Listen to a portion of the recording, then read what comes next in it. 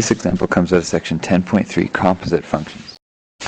There's a nice by-the-book definition in your book about what a composite function actually is, but basically it's formed when you take two functions, and if you picture a function as kind of a little box that you put your input into, and we call our input x quite often, we put it in there and it spits out some kind of output, and often we call that output y, and we do things with these like put them in tables or put them on graphs or whatever, but the function is often kind of like a little machine that you put input into and it does something to that, whether it squares it or subtracts 5 from it or makes the absolute value of it, and then it gives you output.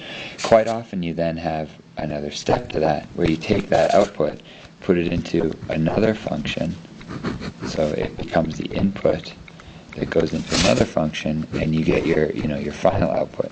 And that happens in many real life things where you take a number, you do something to it, you do something else to it, you do something else to it, and you might have a function of a function of a function. But so in our first example, we're going to look at some fairly basic functions, f of x and g of x.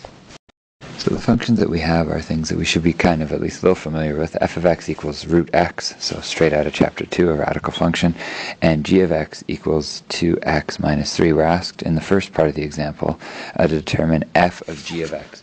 Sometimes I'll write it this way, sometimes I'll write it in a weird notation that says f of g of x. Those two things do mean the same thing, and they basically mean we're going to put g, the function g, inside f of x where the x used to be. So we're going to have the square root of something, because that's what f of x tells us to do.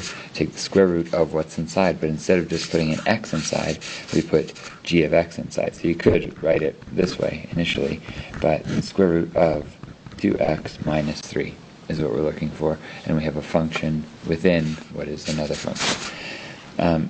G of f of x, or g of f of x written this way, would be very similar, except we're going to have 2 times something minus 3. That's what g of x tells us to do, is do 2x minus 3. But instead of just putting x in there, we're putting f of x in there. So we have 2 times root x minus 3 is what g of f of x is going to be equal to.